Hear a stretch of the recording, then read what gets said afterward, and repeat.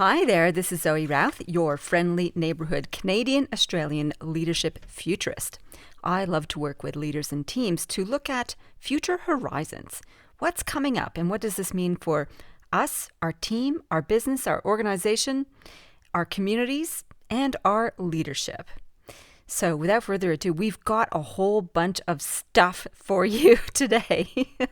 It's a fulsome reflection on the year that has been. And we'll also take a look at to see what's in the news and how it's affecting us, and look ahead to the trends of 2023. Let's get into it. Welcome to the Zoe Routh Leadership Podcast, where we share all things people stuff in leadership. Learn from leaders who have done the hard yards and learn from experience. Hear from expert authors about the latest insights from culture to strategy and messy people dynamics. Get tips and insights from multiple award-winning author and leadership expert herself, Zoe Routh. Now, on with the show. So plenty to report on. This is our last session of the year, and I've been spending a couple of weeks reflecting on the year that's been and also diving into what's coming up. And there's a lot of really cool stuff on the horizon that we can respond to and take advantage of. So in my personal/professional news, my debut novel, The Olympus Project, hit #1 on Amazon. Woohoo! It was #1 in techno thrillers, #2 in men's adventure fiction. I also listed it under women's adventure fiction, but it didn't score as highly there. And #3 in post-apocalyptic science fiction. Geez, that was the first time I've managed to say post-apocalyptic. It still doesn't sound quite right.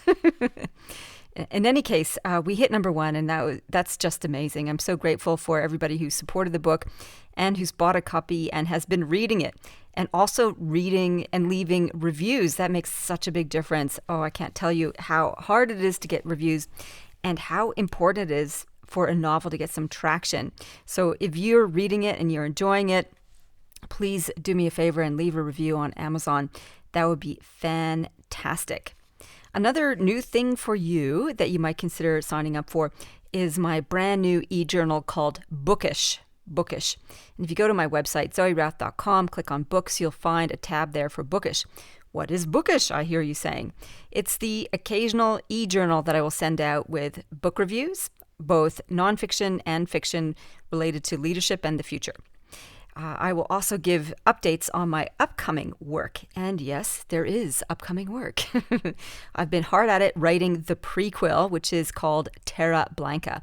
For those of you who are reading or have read The Olympus Project, you'll see references in the quotes at the beginning of each chapter about Terra Blanca and the Terra Blanca tragedy. So I've written that whole story. It'll be going to my editor in the new year, so hopefully it'll be out March-ish.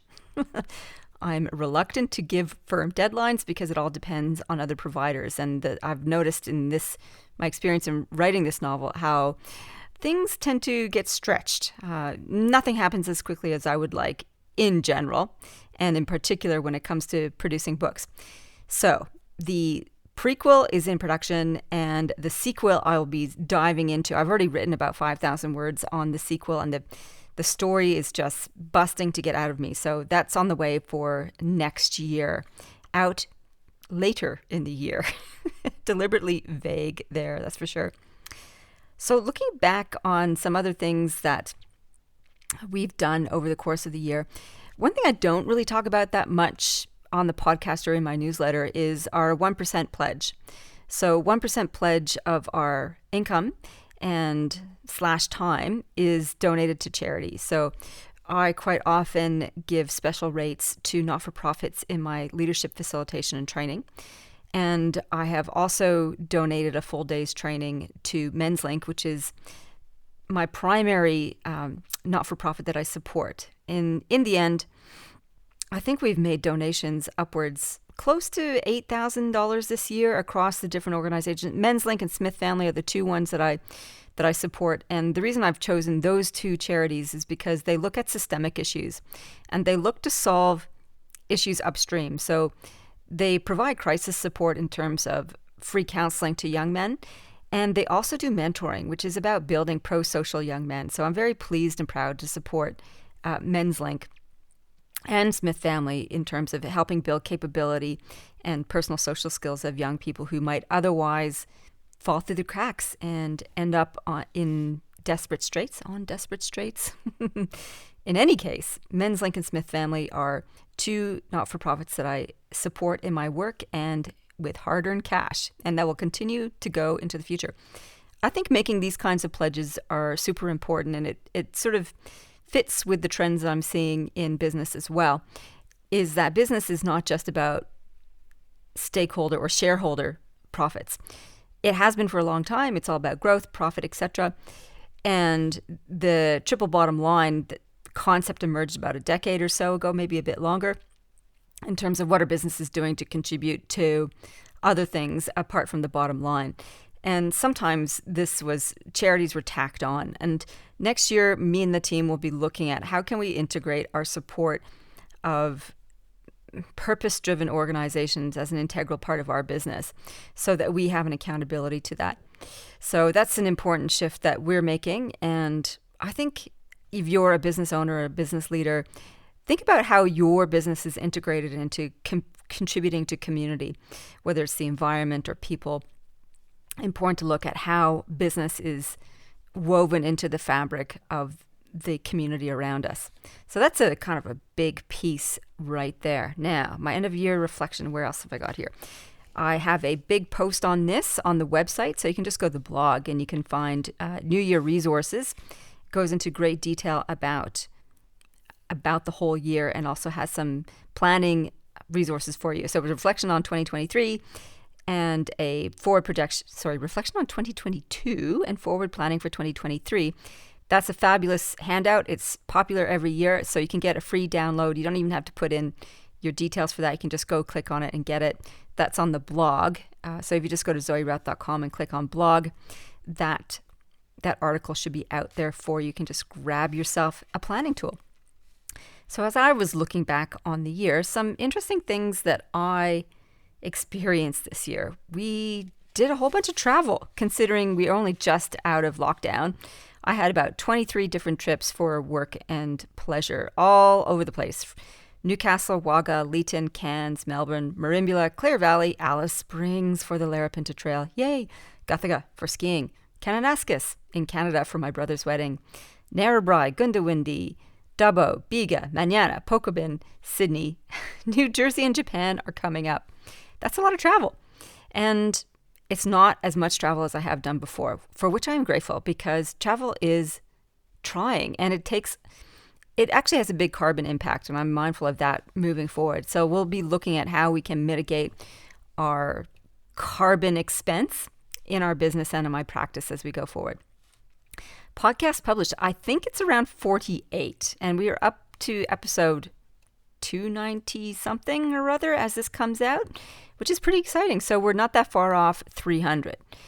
If you look on iTunes, it says that we're actually past 300 episodes, but we didn't label every single episode that I put out. So I'm in two minds. Are we over 300? Are we officially at 300?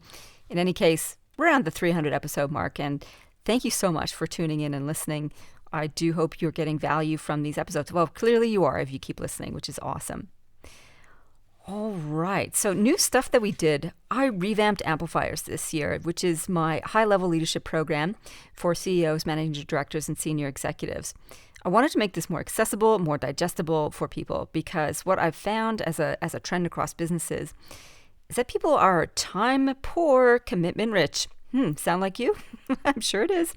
So the idea of spending a lot of time on Zoom or attending leadership programs is getting hard to justify and hard to make time for, especially as there is such a competitive market for people. And pretty much all of my clients say that they have a hard time recruiting and keeping staff. And that means that the people remaining have to do more with less. So how does leadership development fit into this? In bite-sized chunks. So we've revamped Amplifiers so people can attend 90-day programs. We've made it do it at your own pace in a measured way. So you can work your way through a particular module in a 90-day period in very digestible chunks. So it's 4 quarters, 4 90-day programs: lead culture, lead strategy, lead performance, and lead strategy, culture, performance, and change, lead change. All the dates of the starting points for each of those are listed on the website too. You can go in and have a look. We had some amazing new clients come on board. Lots of different government agencies, different councils, associations, agribusiness businesses, and professional services. And plenty of returning clients too, which is awesome. Our most popular programs are the renamed, we actually named it about a month ago, Horizons, which is strategy for the future, and Compass, which is culture for the future. So that is team facilitation looking at strategy and team facilitation looking at culture and making sure that teams and strategy are fit for the future. I love doing this work. It's so much fun. So some Kodak moments from the year. Probably I can't miss out 2022 without mentioning the Larapinta Trail. It is a spectacular part of the world. It's just west of Alice Springs, which is at the heart of Australia, and it is 230 odd kilometers of marvels. The geology is outstanding. The views are incredible and changing every day. And it was such a delight to spend 16 nights in the desert and 16 beautiful days every day, just amazed at what I was seeing. Yep, my feet hurt. So that was probably pretty good. A bit of a mental break as I went through all that. Definitely a Kodak moment.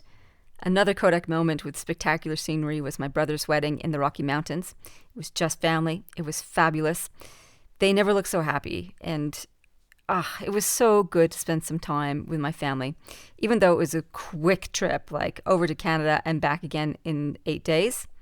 Not something I would like to repeat too soon, that's for sure. You just kind of spend the whole time monitoring and managing jet lag, which was pretty tough. The view of the mountains was great, and very happy couple was wonderful. So that was awesome. I guess the other Kodak moments are every time I engaged with a client, they had a breakthrough in insight, a breakthrough in strategy, and new connections were made. And just that sense, that palpable sense of relief, particularly in the culture sessions, as people dropped their apprehension, dropped their suspicion, and learnt more about each other. And they are often quite surprised by that, which I find amazing. In any case, those were definitely some Kodak moments. I've got some book recommendations for you too. Dun, dun, dun, dun. No surprise, the book that I've been quoting the most in podcast interviews of me is Kate Raworth's Donut Economics, 7 Ways to Think Like a 21st Century Economist. Now, economics books are not something I usually turn to. And this book was a cut-through book in terms of diagnosing the current challenges we face, the troubles of conventional capitalism, and how we need to spin some things on its head if we are to ensure human flourishing within the boundaries of our physical resources of the planet. And I think it's a great roadmap for us. And I think that's what we need to embrace as we move forward. How do we actually create an economy that supports all humans, not just a few, and also lives within our means? Makes complete sense. So that book, absolutely number one, the biggest impact on me this year. Second one was probably George Carceres. He was interviewed on the podcast, Build Better Teams, Creating Winning Teams in the Digital Age. He did such a comprehensive job of researching leadership and then wrote a fantastic roadmap for building better teams. A very sequenced, modularized way of doing team building. Wonderful. Loved it. Go ahead and listen to the interview with George Carceres too. Now, that's my 2 nonfiction books. Some fiction books. I read Adrian Tchaikovsky, Children of Time series. Adrian Tchaikovsky is a big name in hard science fiction, meaning heavy emphasis on the science as opposed to the fiction piece, though the fiction piece is pretty extraordinary. He tells a great tale. And the Children of Time series, the 3rd book, is it out or just coming out, is also up there. And he just writes so beautifully, like so much detail, so much personification of the characters. It was great. Loved it. Adrian Tchaikovsky. The second second fabulous piece of fiction that I read was, or actually listened to, was Leo Tolstoy's Anna Karenina. Oh my goodness. This was narrated by Maggie Gyllenhaal, and it was beautiful. I hadn't read any Tolstoy before, and I just caught up in the lyrical descriptions, just the detail, the exquisite detail of how he captured a room, a setting, a scene, even the inner territory of a character's reflections. It was just fantastic. I just loved it. So I am looking for a good copy, actually going to get a hard copy of War and Peace. That's my big reading goal for next year, is to wade myself through that tome. It's about 900 pages, I think. So I need I want to honor the work of Tolstoy and this masterpiece by getting a hard copy book. So I'll be on the hunt for that over the next month or so. Some favorite new indie authors? Well, they were all part of my book launch team, and I love their work. So Andrew McClure and his quirky comedic sci-fi books, the Unwilling from Earth series. Raquel Rich, Canadian, in her time travel series, starting with Hamartia. Her sequel is just out. I've got that lined up on my Kindle. Kim Catanzarite and her Jovian series. She's got 2 books out. She's got the 3rd one with her beta readers right now. Oh, she does a really great job of building intrigue. And Justin Woolley, I love his funny sci-fi with Shakedowners. I've just read the 2nd in the series, and again, his recently released 3rd book in the series is on my Kindle, ready to get gobbled up. And fellow Canberran Roger Wheatley and his creepy books. They're kind of creepy thrillers. I love his stuff. He doesn't really follow a genre. He just kind of writes what he wants. The first book I read by him was Based Around Canberra, which is a really fun read. I think it was Wolves in White Collars. That's right. I got the title right. And the second one was The Train. So he's got some good stuff out there. I'm looking forward to reading some more of his stuff, of his books. Oh, the best biography I read was by Stephen Walker, and it was called Beyond, the astonishing story of the first human to leave our planet and journey into space. So this is about Yuri Gagarin's development as an astronaut, the whole US-Russia race to get a first man into space. It was awesome. It was fabulous. I listened to the audiobook. Such a good listen. Totally recommend it. Now, 2 books I love/hated. Shantaram by Gregory David Roberts. I listened to this audiobook, and some scenes were so vivid. Like, it was pretty powerful and interesting and intriguing. His descriptions of India were wonderful. And then his character was a bit of a jerk, really. Did a lot of drugs and was kind of hovering in the underbelly in India as well as in Australia. And I just found it irritating and frustrating. And yet the story clings to me, damn it. The TV show is much better. I enjoy the main character much better on the TV show. That's Apple TV has produced that. So, but otherwise, yeah, he wrote a sequel. I've been kind of maybe going to get it, but anyway, that tells you something about a book, how it can get under your skin in not all the right ways. And the second one that takes the prize out for books I loved and hated was Jodi Picoult, My Sister's Keeper. This one came out a while ago. The premise is parents with a desperately ill child have another child to use the cord blood to help the first child who has got a rare cancer. Sounds good, right? Yeah, and there was first child was improved once that happened and then got sick again. So what do? They turn to child number 2 to donate plasma, increasingly more invasive procedures. In any case, it goes deeper and deeper and deeper, and it looks at the conflict and roles and what this means for the whole family dynamic. Really gritty, and then the end sucked. The end pissed me off so much. I think I won't tell you the end, no spoilers, and yet I think the author didn't make the hard call in terms of writing the end that was controversial. So, yeah, anyway. That's the second time a Jodi Picoult book ended in a way that I just wanted to throw the book across the room. So I still like her work, though, because she's an amazing writer. So that's what that's up to there. Now, honorable mentions. Yeah, okay, honorable mentions for other great books. Non-science fiction, non-fiction is what I'm trying to say, non-fiction. Rick Cromie, he was interviewed on the podcast too. Gen Tech, An American Story of Technology Change and Who We Really Are. I like his reframing of what generations are. And he does such a great job of capturing the tech that shapes generations at the time. We've also got my other fabulous book, the 2 books actually by Moises Naim, The Revenge of Power, How Autocrats Are Reinventing Politics for the 21st Century. Read that if you want to understand the Trump factor and the other despots around the world. And the other one was The End of Power. So looking at how power is articulated in governments and what we can do to manage it. Very good. Okay. Oh my God. And just read up on the blog for all the other books I listed. I don't want to read them all out for you because you can just go ahead and look at the blog. In terms of podcast recommendations, the most popular interviews were with Chris West, How to Use the Language Better in Leadership. That was a really fun interview. Dr. Sam Mathers, Leadership Strategies for Psychological Safety, very topical. And Hedda Bird, Why High Performance Starts with People Stuff.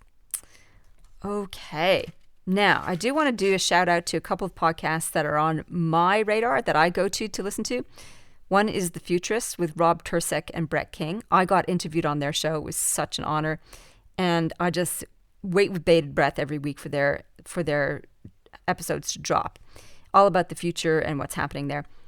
Exponential Wisdom with Peter Diamandis and Dan Sullivan is a great listen as well. They talk big picture. They're always full of brimming with optimism and positivity, which is also really valuable. And Peter Diamandis has another podcast out, which I've been gobbling up as well, called Moonshots and Mindsets, a positive look at future tech. And then we've got the Future Report with Aussie Mark McCrindle. So he does a pretty good job of diagnosing different trends that are affecting us as we go along. All right. Now, that was all the updates in the news. In the news, and then we'll look at trends that are coming for us in 2023. In the news, this is a really cool one. About 3 or 4 days ago, as I record this, there was an article on LinkedIn saying that NASA had reached a deal with Icon, and Icon is a Texas-based 3D printing company that is going to build the first communities on the moon after the Artemis project. It's not the Artemis project, the Artemis mission. There we go. They're going to build communities on the moon, and guess what they called it? Dun, dun, dun, dun, dun. Project Olympus. I nearly fell off my chair. I'm like, oh my God, oh my God, oh my God, oh my God. So I sent the messages directly saying, hey, by the way, this is my novel, The Olympus Project. It is about building communities on the moon. Would you like a copy? And they got really sucky PR people who just gave me the brush off. So I'm going to be packaging up and sending a whole bunch of novels over to them. So maybe somebody there will get excited about bringing their project to life, at least in fiction.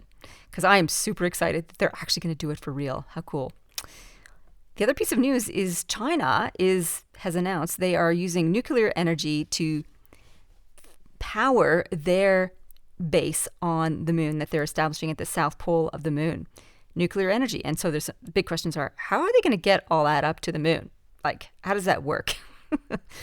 Anyway, they're going to go nuclear on the moon, which is really fabulous. And so their base they're building says that their nuclear energy will be able to support 100 people on the moon for 100 years. Guess what that's going to do?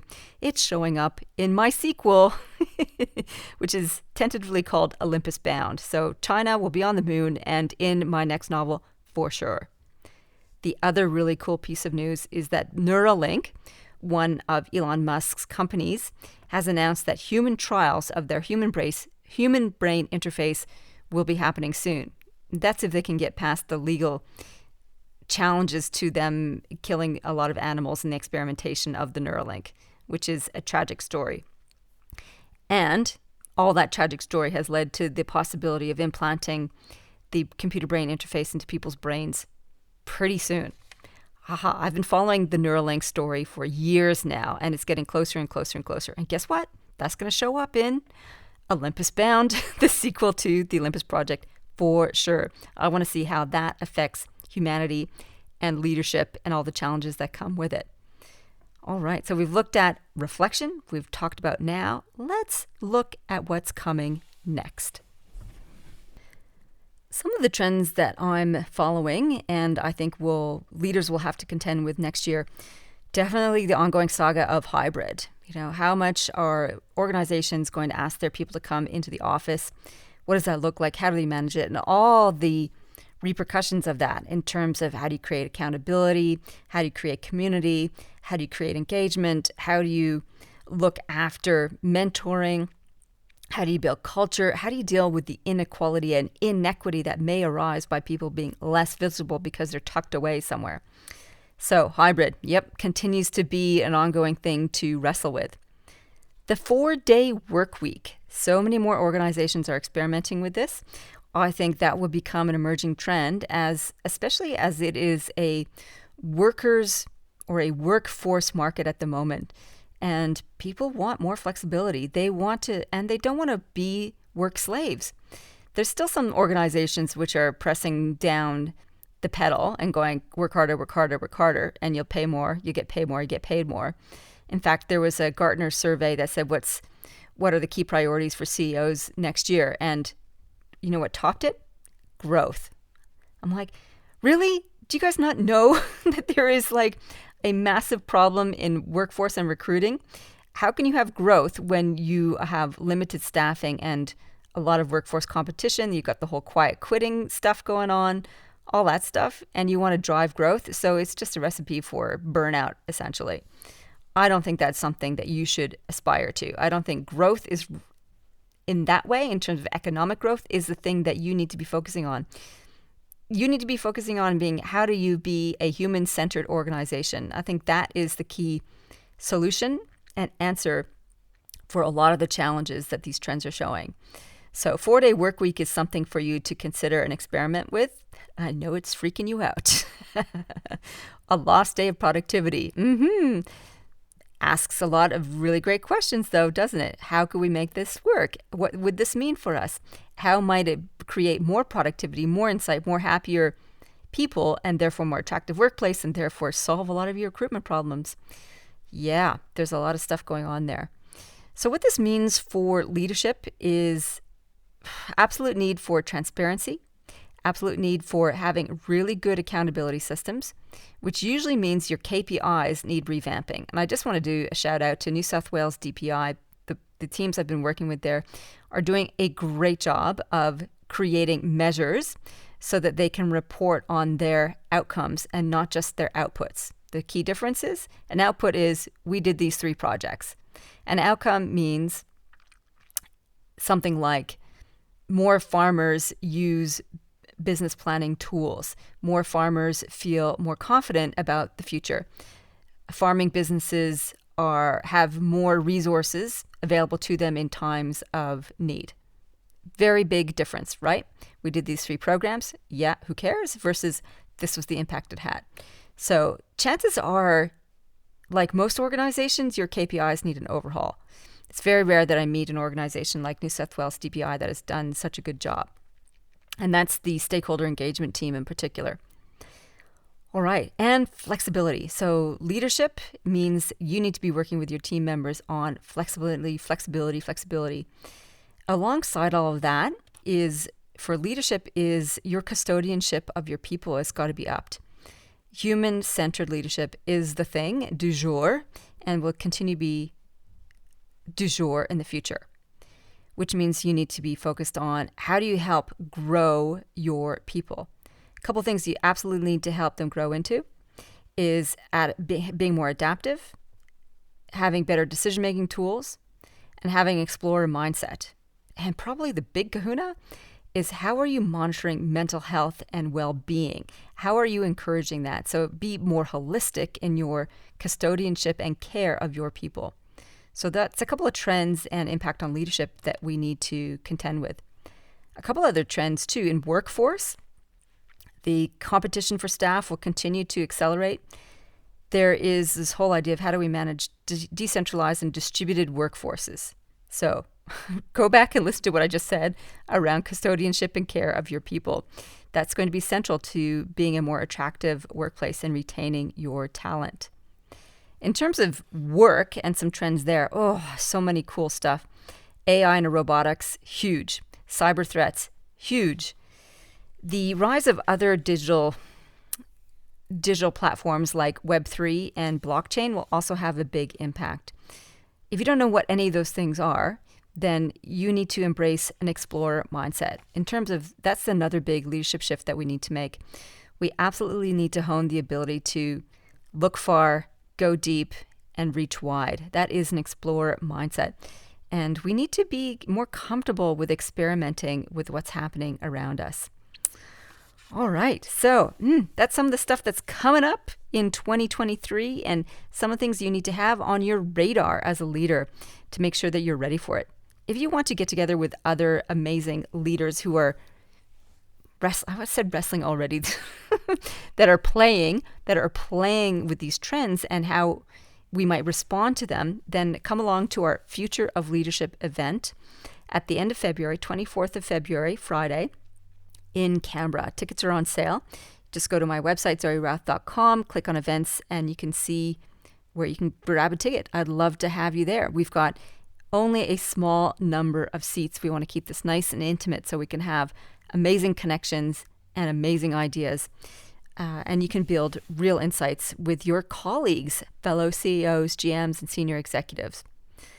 Well, that's coming to the end of the show for today. Thank you so much for listening all this year. It's been a pleasure to serve you. I hope you've enjoyed the conversations and the insights as we go along. We'll be back in 2023 with a new jingle and a new start to the podcast, so you can look out for that. I think the first couple of episodes are going to be special ones in terms of, I think what we've got scheduled up there is an interview of me on somebody else's podcast, so you can hear me being interviewed instead of me interviewing as a teaser before I come back with the show in full towards the end of January. And that's because I'm on holiday. I'm going to New Jersey to see my family, and then going to Japan to go skiing. Hurrah! Wherever you are, I hope you do get a fabulous break over the holidays. I do hope you rest, reboot, rejuvenate, and connect deeply with friends and family. All the best for the holiday season. Live well, lead well, and thanks for an amazing year. You've been listening to the Zoe Routh Leadership Podcast with leadership expert Zoe Routh. For more about people stuff and to contact Zoe, go to zoerouth.com.